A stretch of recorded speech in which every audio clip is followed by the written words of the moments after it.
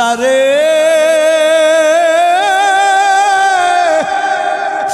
এই গুনাহগুলি নিয়া তোমার দরবারে কেমন করে হাজির হব আল্লাহ, বড় ভয় লাগে, অন্তরের ভিতরে বড় ভয় জাগে গো আল্লাহ। তবে আমি একটা কথা জানি আল্লাহ গো,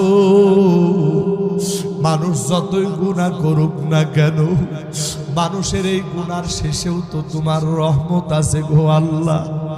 আল্লাহ আমি শুনেছি মানুষের গুনাহ যতই বড় হোক না কেন আল্লাহ, মানুষের গুনাহ থেকেও নাকি তোমার রহমতের দরিয়া আরো বিশাল।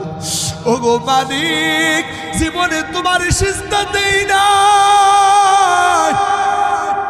জীবনে তোমার ইবাদত বন্দেগী